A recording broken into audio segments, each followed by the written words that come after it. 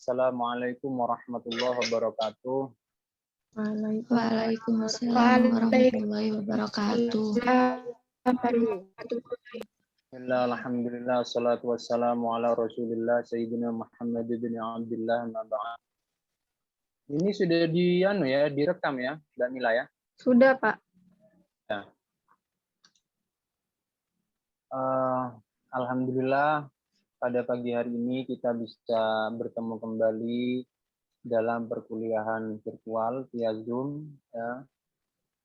Semoga meskipun dengan keterbatasan tempat, ruang, dan waktu, itu tidak mengurangi kemanfaatan dari perkuliahan ini. Baik, temanya langsung saja biar tidak lama-lama.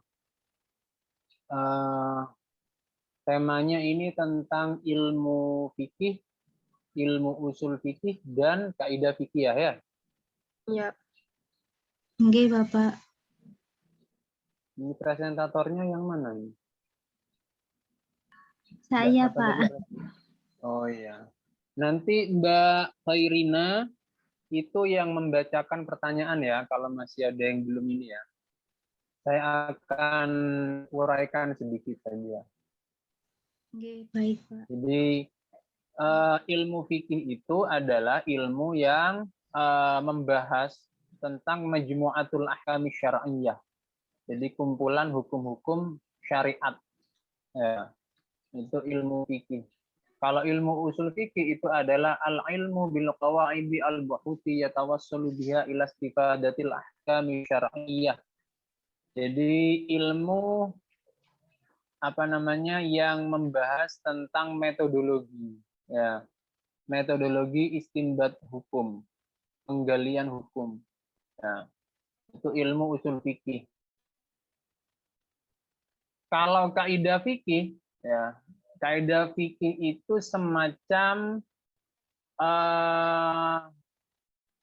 akdun, ya, semacam tali, semacam ikatan, ya, atau kesimpulan. Kalau kaidah fikih itu contoh ada kaidah gini, al-masyaqqatu tajlibut taisirah, ya, al-masyaqqatu tajlibut taisirah, ya. Kan kaidah umum itu ada 5 ya, al-umuru bimaqasidiha, misalkan ya, segala perkara itu tergantung pada tujuan atau maksudnya, di mana dasar dari kaidah ini adalah hadis Rasulullah innamal a'malu binniyat. Lalu misalkan ada juga al-yaqinu la yuzalu bisyakki. Ini kaidah yang kedua, yang artinya adalah keyakinan itu tidak dapat dihilangkan dengan keraguan, di mana dasar dari kaidah ini adalah hadis Rasulullah, idza wajada ahadukum fi batnihi syai'an fa ashkala alaihi akhraja minhu syai'un amla fala yakhrujanna minal masjidi hatta yasma'a sautan aw yajida rihan. Jadi ketika ada seseorang mendapati ada sesuatu di perutnya, lalu dia ragu apakah ada yang keluar atau enggak dari perutnya itu, dari duburnya, kentut maksudnya. Apakah dia itu sudah kentut apa belum? Fala yakhrujanna minal masjidi hatta yasma'u sautan aw yajida rihan. Maka janganlah dia keluar dari masjid sampai dia memang benar-benar mendengar ada bunyi atau bau, ada bunyi kentut atau bau kentut. Ya, ini dasar dari kaidah al-yaqinu la yuzalu bisyakki. Nanti turunan dari kaidah ini itu banyak. Misalkan contoh, ada kaidah al-aslu baqa'u makana ala makana. Yang dijadikan patokan itu adalah tetapnya sesuatu pada keadaan semula. Ya, contoh misalkan seperti sampean ya, ragu, apakah wudhu saya ini sudah batal atau belum ya? Maka berdasarkan kaidah itu al aslu baqa'u makana ala makana, itu wudhunya sampean dihukumi tidak batal karena memang asalnya tidak batal. Dan masih banyak yang lain. Ya. Terus ada kaidah yang ketiga yang saya sebutkan tadi, al-masyaqqatu tajlibu taysira. Ya, kesulitan itu mendatangkan kemudahan. Jadi kaidah fikih itu semacam kesimpulan akhir ya dari berbagai ibarah, berbagai keterangan atau penjelasan yang ada. Sehingga muncul kaidah al-masyaqqatu tajlibu taysira itu misalkan dalam kasus di fikih itu ada sholat khauf misalkan ya, sholat khauf. Sholat khauf itu adalah sholat di mana seseorang itu boleh ya dimakfu ya melakukan gerakan lebih dari 3 yang kalau dalam sholat dalam kondisi normal ini tentunya membatalkan kalau gerakan lebih dari 3 dan mutawaliyah berturut-turut ya. Nah, itu salah satu contohnya ya. Jadi itu sholat khauf. Atau misalkan juga dalam konteks sholat qashar ya. Jadi dalam sholat yang normal ya ketika fil hador di rumah itu qashar sholat itu nggak boleh, meringkas sholat 4 jadi 2 itu nggak boleh, atau menjamak sholat ya duhur asar dijadikan 1 di waktu duhur atau asar misalkan ya itu. Nah, atau misalkan dalam konteks tidak ada air sehingga diperbolehkan untuk tayamum ya. Jadi dari sekian kasus, dari sekian ibarah, dari sekian keterangan yang ada, akhirnya para ulama itu membuat tali atau membuat kesimpulan, membuat satu kaidah ya yang namanya al-masyaqqatu tajlibut taysira. Kesulitan itu mendatangkan kemudahan. Atau contoh lagi dalam kasus yang lain misalkan ketika ada seseorang ya ada seorang wanita kecelakaan di jalan ya. Lalu di TKP ya, di lokasi kejadian itu tidak ada orang ya. Hanya ada seorang laki-laki saja. Di mana dalam kondisi normal seorang laki-laki itu tidak boleh menyentuh bersentuhan dengan wanita yang ghairul mahram, yang bukan mahramnya. Akan tetapi dalam kondisi ini itu diperbolehkan karena tidak ada lagi orang di sana. Ya, gitu.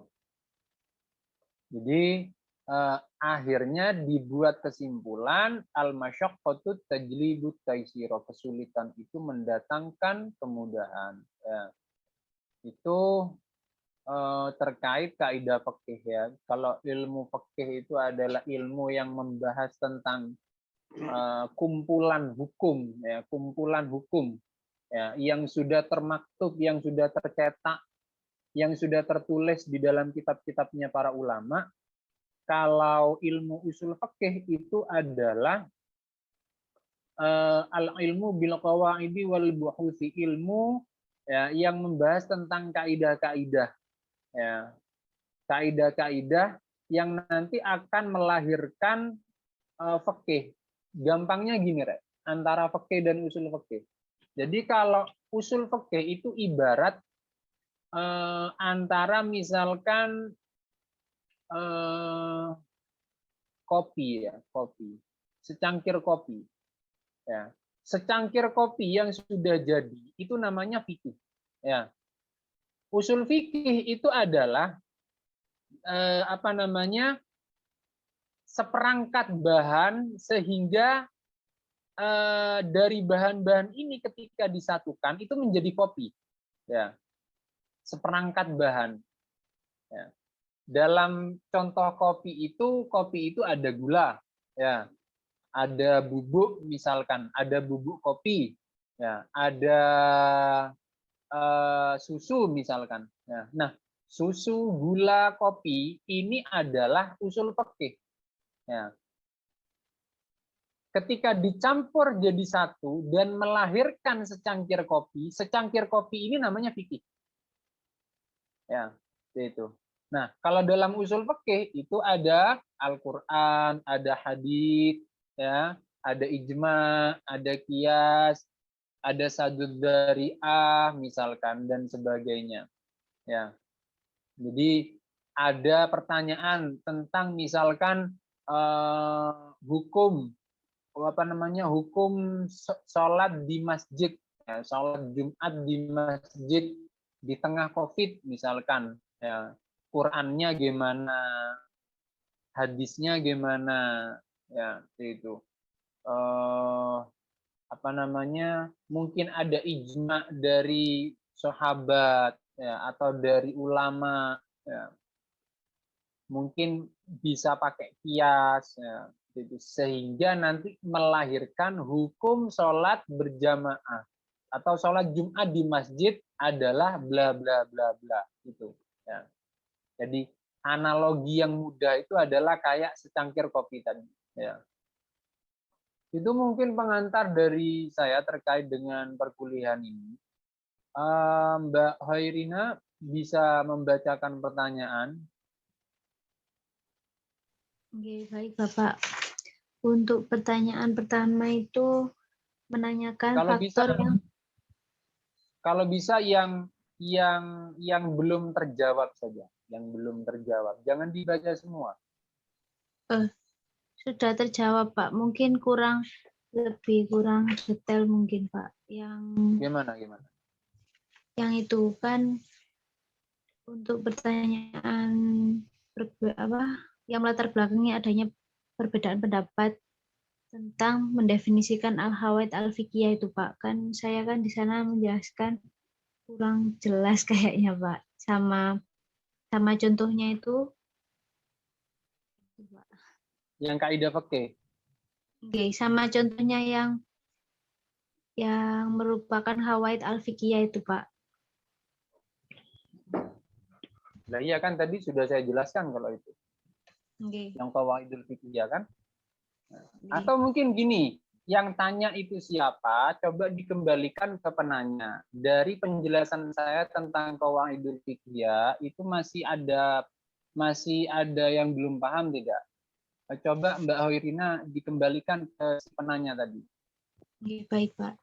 Untuk Mbak Sylvie Julia, mungkin dari jawaban saya ada yang masih dibingungkan. Dari jawaban saya, bukan dari jawaban sampean. Oh ya, dari penjelasan Bapak. Mbak Sylvie. Halo Mbak Sylvie. Sudah paham Pak. Oh, sudah paham. Sudah paham ya Mbak Sylvie ya. Terus yang lain? Dari pertanyaan itu, Pak, yang lain?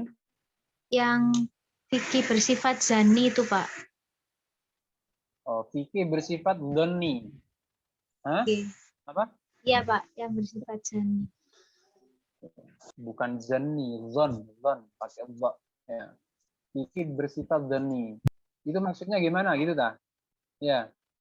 Oke Pak, kan itu apa? Kan katanya kan saya di makalah saya ada fikih bersifat zani di mana di situ kan tidak pasti gitu Pak. Lah, yang ditanyakan kalau misalnya tidak pasti, kenapa kok dibuat acuan gitu Pak, pedoman. Oh iya. Oke. Ya, baik. Fikih itu bersifat dhon. Hukum-hukum yang lahir dari fikih itu bersifat dhon. Gini ya maksudnya. Jadi gini Rek, dalil itu ada dua ya. Ada dalil yang sifatnya qot'i, ada yang dhon, ya. Ada yang dhonni, ya. Kalau yang sifatnya qot'i, maka itu seperti Al-Qur'an. Ya, atau hadis mutawatir. Jadi dalil qot'i itu ada dua. Ada Al-Qur'an dan hadis mutawatir. Bukan semua hadis loh ya, hadis mutawatir. Jadi dalil yang qot'i itu dua, Al-Qur'an dan hadis mutawatir. Ya. itu dalil qot'i. Kalau dzon itu selain itu, bahkan hadis sahih itu adalah wilayahnya dzon, ya. Dzon itu maksudnya dugaan, ya, itu. Diduga kalau hadis sahih itu diduga kuat hadis ini dari Rasulullah, ya. Itu. Nah, terkait dengan itu istilah qot'i dan dzon, ya. Terkait dengan tadi fikih itu sifatnya dzon, ya, karena memang yang apa namanya hukum yang dilahirkan itu adalah berdasarkan analisis dari ulama, ya, itu bukan langsung dari Allah atau bukan langsung dari Rasulullah, ya, tapi itu adalah analisis dari ulama, ya, yang dalam satu hadis itu disebutkan ketika ada seseorang berijtihad lalu hasil ijtihadnya itu benar, maka lahu ajroni, dia itu mendapatkan 2 pahala. Yang pertama itu pahala ijtihad, yang kedua pahala kebenaran ijtihadnya.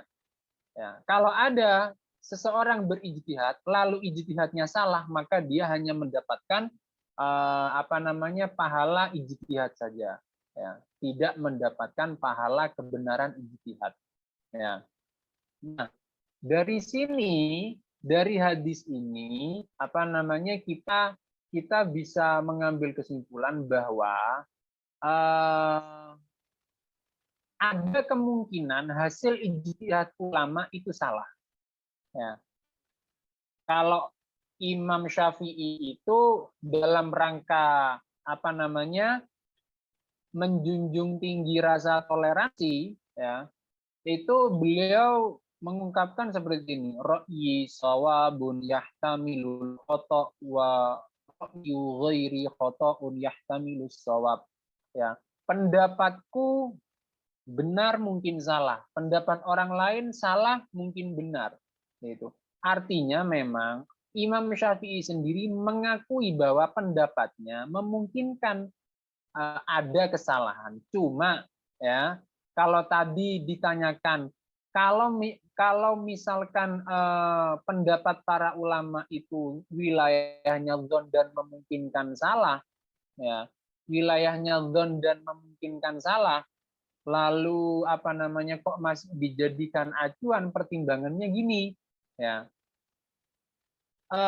Sekelas Imam Syafi'i misalkan, kalau ada ungkapan orang-orang sekarang, ya, mengungkapkan bahwa ngapain kita ikut Imam Syafi'i, lah wong kita dan Imam Syafi'i itu sama-sama manusia, ya.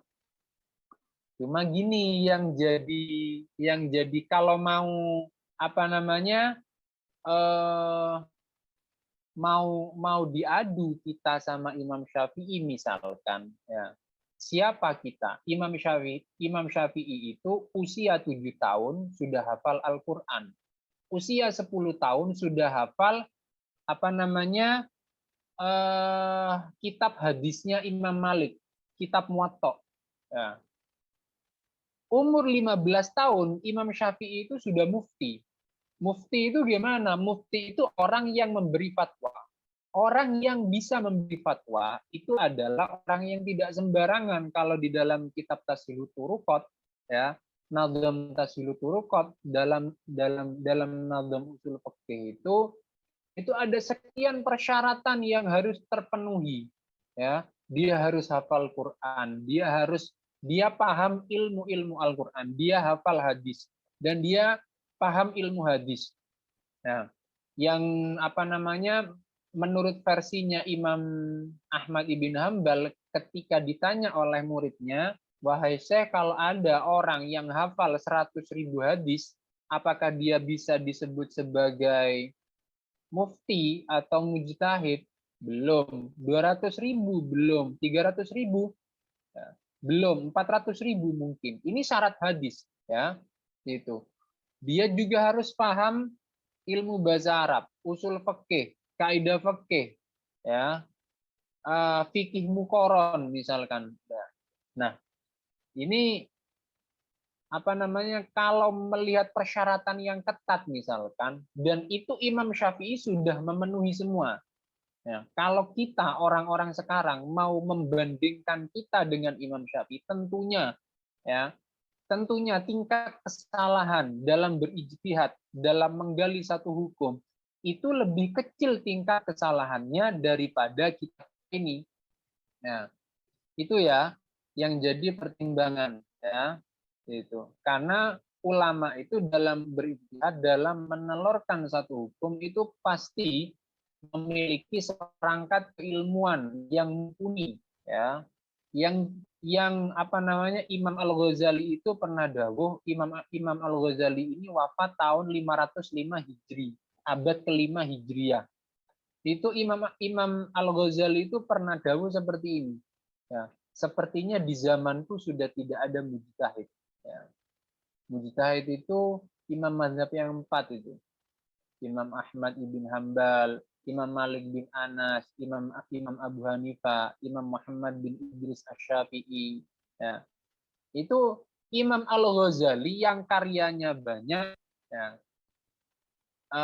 yang kitabnya dibaca di mana-mana, yang wafat di abad ke-5 Hijriah, itu sudah mengatakan bahwa sepertinya di zamanku sudah tidak ada mujtahid. Apalagi kita yang sudah hidup di abad ke-14 Hijri ya, itu. Itu ya Mbak Hoirina, dikembalikan ke penanya. Baik Bapak. Bagaimana untuk Mbak Maria, apakah ada yang belum jelas?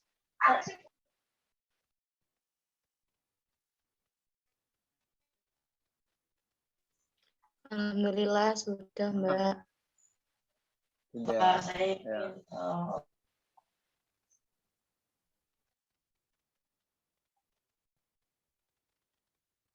Ini sudah atau masih ada lagi Mbak Hoirina?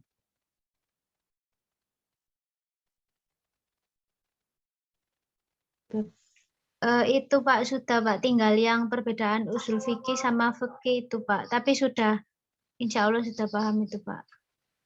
Ya kan sudah dijawab tadi ya. Oke, sampun. Ya, itu ya. Ya mungkin itu karena jamnya juga sudah lewat ya. Persis.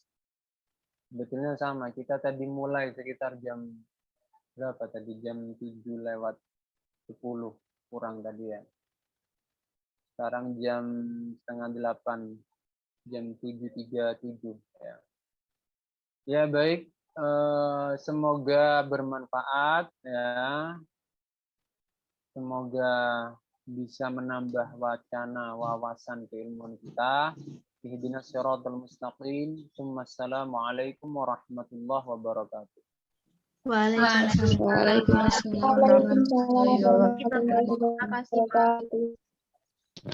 Terima kasih, Bapak.